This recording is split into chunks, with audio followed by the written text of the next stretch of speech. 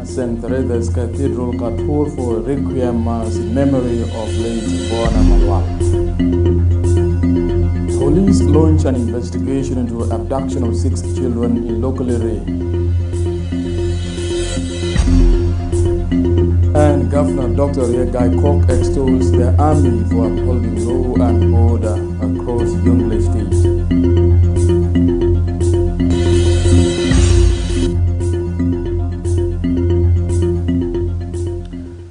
Hello, good afternoon, and thank you for tuning in to SNBC. I am Matian Joseph. Family and friends have gathered at St. Teresa's Cathedral Katur in Juba for the Requiem Mass of the late Bona Malwal Madudring, whose numerous, including Vice President Rebecca Nyandeng de Mabur, recounted his significant contributions to the liberation struggle, mentioning collective responsibility during the 21 years of liberation struggle. Nyandeng encourages South Sudanese, especially the descendants of the late, to keep his admired legacy alive.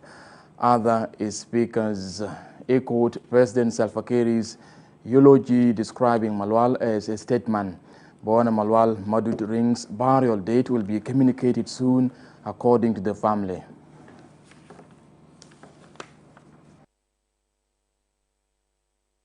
Of Uncle Bona Malwal for giving their father to the people of South Sudan. I know as they were growing up, they didn't know their father. They have not been with him. And I have that experience and I know what I'm saying. But they gave him to you, South Sudan. So thank you for giving us your father. God will bless you.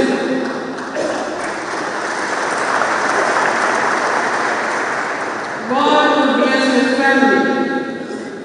You will have a long life. Secondly,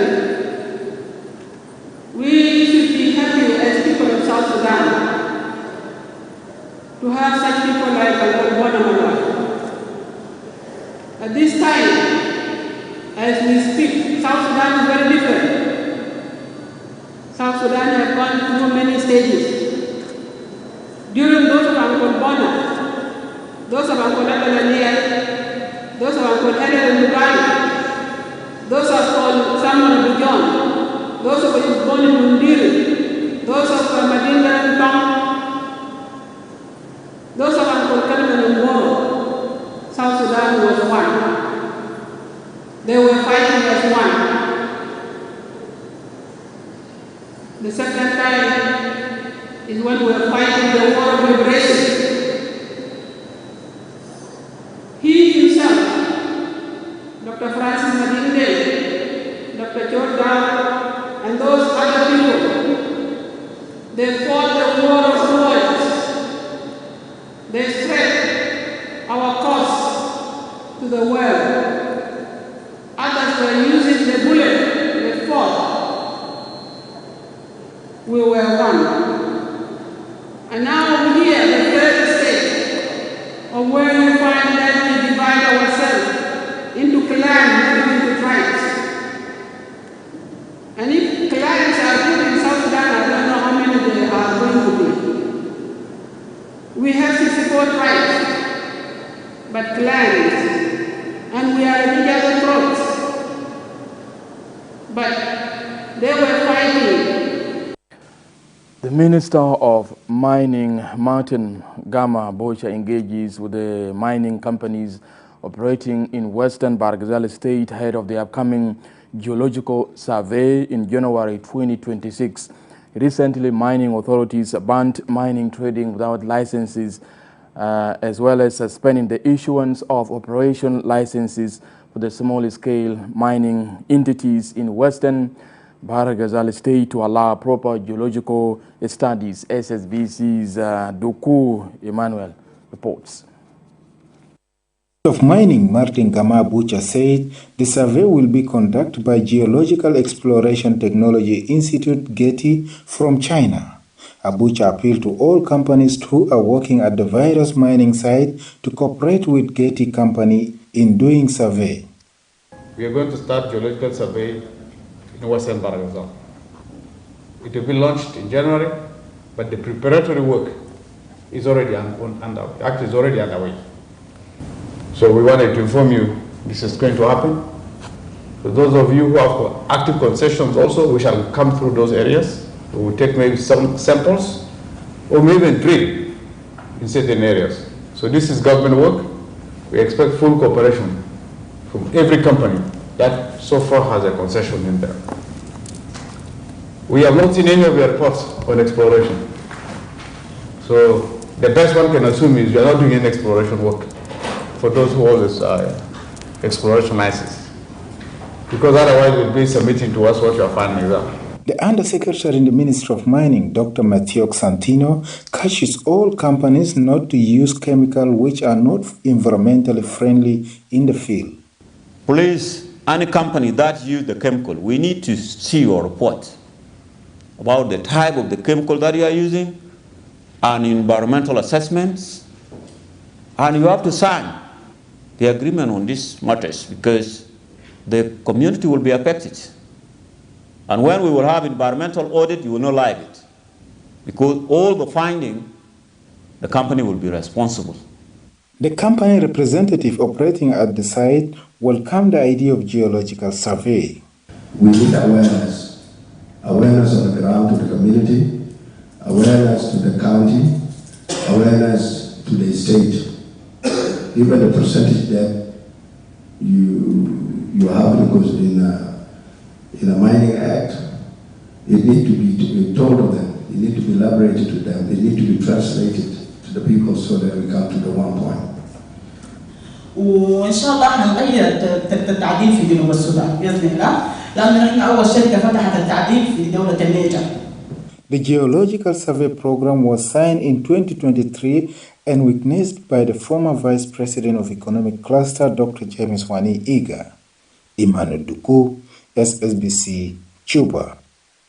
Police launched an investigation into circumstances leading to the abduction of 6 children in local area Payam, Juba County, Central Equatorial State by a known group of criminals. The assistant police spokesperson, Major Lynn Wilson Simon, explained about the investigation process. فده واحد من المشاكل اللي احنا حاليا قاعد واجهنا شديد في القوات النظاميه انه في مجموعه من الكريمنالز في الشوارع او في خاصه مع منطقه ما بين ايسترن اكواتوريا ومع جونغلي ستيت. المجموعه ده هم حاليا بقى لنا قصه بحيث او مشكله لانه هم بيشيروا مجموعه من الاطفال وبيخطفوهم. فكنا بنسال القوات النظاميه الاخرى بحيث انه يتدخلوا في الموضوع ده. بننادي على حكام بتاعت الولايات انه يقدروا يساعدوا القوات النظاميه ويساعدوا الشرطه في انه نحن نقدر نحصل او نقدر نشوف المشكله ده. Women media practitioners have completed training on political reporting ahead of the country's anticipated post-independence general elections in December 2026 and the conclusion of the transitional period. Speaking at the program organized by UJOS in cooperation with the United Nations Mission in South Sudan, Honmis Deputy Minister of Information David Yawyao says the government remains committed to supporting media development and safeguarding freedom of expression. The Vice President of the Union of Journalists of South Sudan, Ajak Ayagatir, urges media people to translate the skills acquired into practice. For your inclusivity, but particularly with the media political space. These are vital steps towards the democratic, peaceful, and prosperous future we will all envision. So the ministry's core mandate is clear: ensuring the free flow of accurate, timely, and relevant information across our nation. Our policies are firmly committed to promoting media developments, safeguarding freedoms of expression, utilizing ICT and postal services to correct and empower every citizen of this country. Women needs awareness and they need inclusivity in every sector. We need their participation in every sector. And we in the communication sector, we are aware that we cannot move without women. We are looking forward to seeing positive outcome from this workshop and its positive impact on the development of the media landscape. Of freedom of speech, access to information, media freedom, which are fundamental for women to raise issues affecting. South Sudan marks the International Children's Day, underscoring the country's commitment to promoting child's right to access universal education in the country. SSBC's Edith Stephen reports. As South Sudan marked the International Children's Day, the occasion was branded with dramatic debate, pitting both nursery, primary and secondary schools to showcase their talents in various topics. The upper primary schools locked horns in a proposed topic, disabled children should be given free education, as the opposing side object to the motion. If the available resources are used efficiently, then both the vulnerable and disabled children could still have access to education that would promote equality, not equity. It is so rare to find people with disability developing a community or a country, because there are some opportunities that cannot be given to people with disability, like studying a pilot or becoming a doctor. A blind person cannot manage to become a doctor or to fly an aeroplane.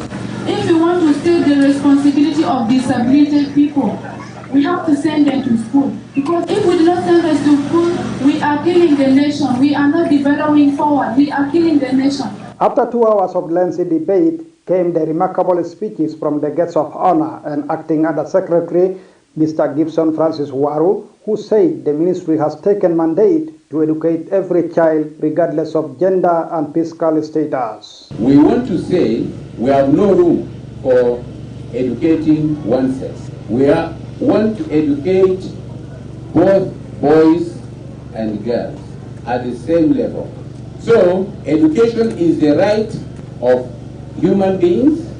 Education is the right of children. Expressing his impression for the talent showcased by the children, the Director General for Basic and Secondary Education in the ministry, Reverend David Lowella, encouraged the children to keep the candle of brilliance burning and move forward, saying the future of South Sudan is bright. To my children, you have started, no going back.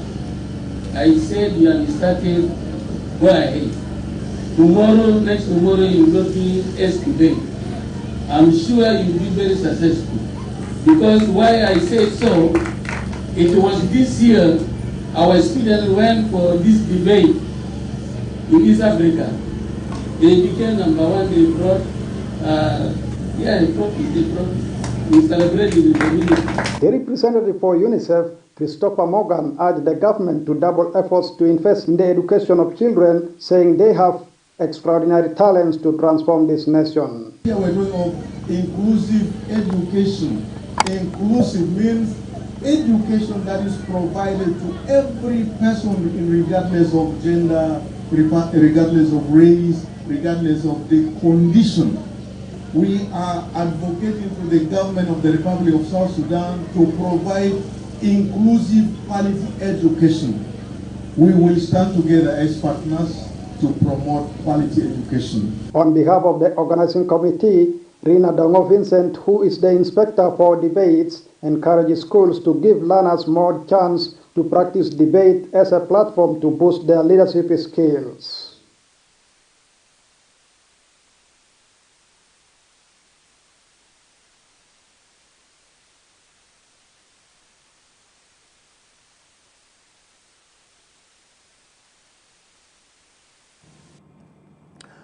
Now let's go to Malakal, the capital of Upper State, where a large crowd gathered to welcome the governor, Jacob Dola, stepping his foot in the state for the very first time since his appointment. Governor Dola pledges to work towards achieving security and stability throughout the state.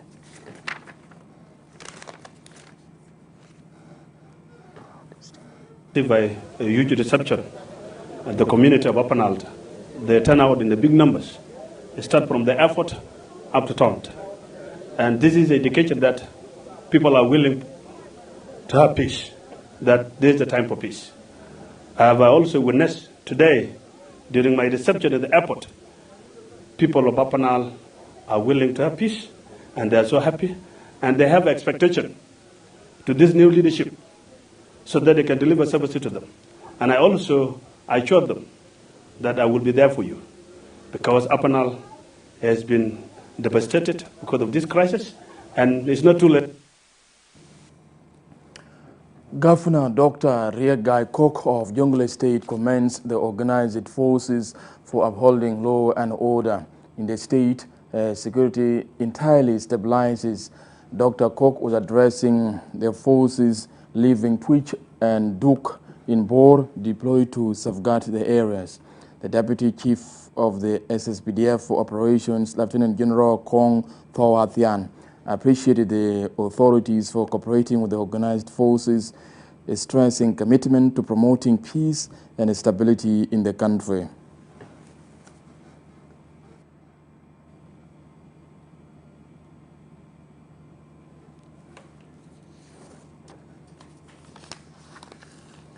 "280 students graduated from Juba Multipurpose Institute after completing a 3-year diploma program. Addressing the occasion, the chairperson of the Institute's Board of Directors, Nyong Chok Riek, urges the graduates to translate their knowledge and skills into action to enhance public service in the country. The representatives of the graduates, James Sabuni, pledges commitment to using the skills to serving the nation. Appreciate all the lecturers, the instructors that have started with me and are still continuing up to today. This is how we bring up these institutions, and I wish you all the best. Continue giving a bright future. To the government officials amidst us, we want to say thank you so much for the spirit and for the hard work that you people are trying. All of us knows South Sudan need the peace, and we wanted the peace so that we can have that environment to utilize our skills, then we transform them into physical. In Eastern Equatorial State, where members of civil society organizations have applauded the ongoing civic education and public consultations on the permanent constitution-making process, saying the process offers an ideal solution to addressing the challenges facing the country. SSBC's John Sogam reports. Critically listening to presentations from the National Constitutional Review Commission, members of civil society groups says they want to see some of the loopholes in the draft constitutions addressed, especially in the Bills of Rights. They believe the civics education and public consultation process provide a tangible opportunity for citizens to own the constitution-making process amidst the country's ongoing political transition. And the purpose of the constitution-making process is to ensure that the citizens, the communities of the particular country, in our case, South Sudan, contribute in policy decisions, contribute in making recommendations on how to better govern the country. And that's why today we are here with civil society to ensure that we also capture the views of civil society in the different themes, topics that we are going to cover. On governance, some participants believe that adopting a parliamentary system could help end the constant political lobbying and reshuffling of cabinets, which often affect service delivery and stability. We know very well that civil society plays a very key role in this constitution-making process. And I think this is our time for us to ensure that we contribute to our constitution-making process by ensuring that we contribute ideas and ensure that maybe there are some articles that are not actually in line with what people supporting the needs of the people. It is our fundamental right to ensure that those articles that are not compromising with the rights of individuals Civil society organization says they play a crucial role in checks and balance, advocates for human rights, and public accountability. However, their immediate effects often expose them to intimidations and harassment. To address this, they have proposed the inclusion of an article in the permanent constitutions that guarantees protections for civil society organizations and human rights defenders. Access to justice. Here I will specifically be on legal aid. The government needs to at least sign a legal aid for people who are poor, especially in Kapuita here. Many people cannot afford lawyers, and when you have Finland, I think we have 2 or 3, but we do not have that one for the government. So I think the government should assign. Opinion is that you can be constituted a group of people that fight for that Chief Justice so that you become independent. So that if I go in the case of the government, I know I am going to be independent body that will look at us differently. That is the first one. Participants also expressed concerns over the constitutional gaps and slow implementations of the existing provisions. Many believe that once the new is implemented, South Sudan will be on a course to solve governance and Koita Municipal Council.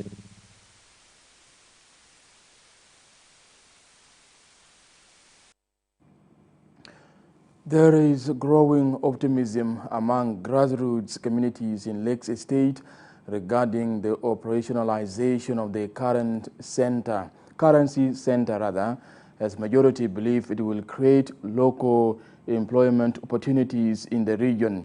SSBC interview discovered that business community in the state also expected services like loans and other financial assistance. SSBC's James Arusi reports.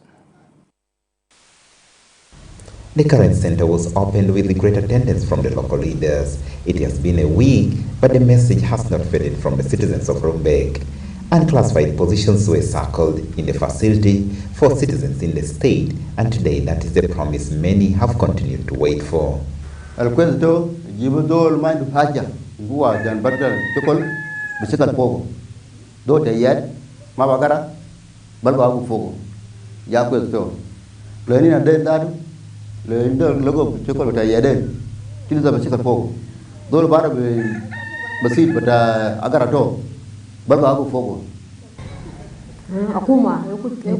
government for the peace that is existing today. It's because of peace that we, the less fortunate people, are here, and for the government to provide for us so that our children and ourselves, the widows, will not suffer anymore. For this, I thank God and our government. Al Central Bank there aja mukim yani fi Dola wa Bordo yani bag mashado na kaman baadaye yani fi mustama. The currency center that is located in Rumbek, capital of Lake State, is expected to handle issues of financial coordination with other commercial banks in the region, storage of both hard and local currency beside regulating the circulation of money in the market. Deep inside the center is the call for workers that will be required to be available full-time to ensure the cleanliness of the facility and 24/7 watch in the facility. When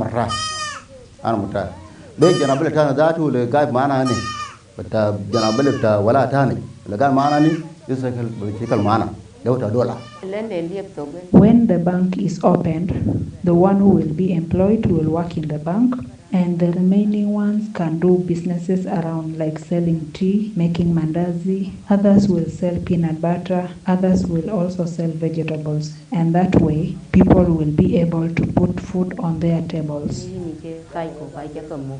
As the streets of Rumbek show potentials for business, the business community urge for a gesture from the bank through business support opportunities that they say will enhance their ability to domestically take charge of the local market. Another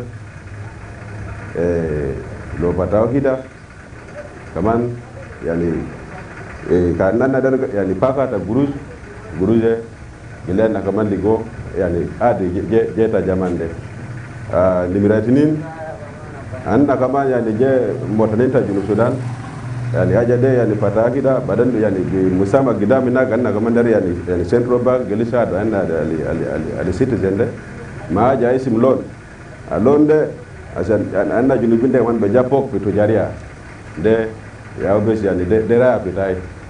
It is just a matter of time that these doors here will be extremely busy with the workers handling different positions and different works within this institution. So far, 100% of unclassified positions have been circled only for people coming from Lake State to also give them this gift of this bank being present in Lake State. I'm James Arusi, SSBC, Rumbek, capital of Lake State. Thank you, James Arusi, for that report. Now, moving on, the Director General of Traffic Police, Major General Konjo Nakot, has directed traffic officers to cooperate with the public in promoting road safety and refrain from finance extortion from the road users. أبناء وطني أنه يا أخوانا أنه العملية اللي عملناها في المرور مباني كل القبائل موجود معنا بدون فرز. ده الدولة بتاعتنا أننا قاعدين فيه ما بنسمع لأي زول إلا باسم الدولة بتاعتنا بالدولة بتاعتنا أو يسيئوا، لأن الدولة دي طلع بموجب في ناس شهداء وفي ناس مناضلين قاعدين يواصلوا المسيرة لمستقبل جنوب السودان. That's it from me and the team. I am Mathiang Joseph, and thank you for tuning in. Stay tuned for more programs coming up.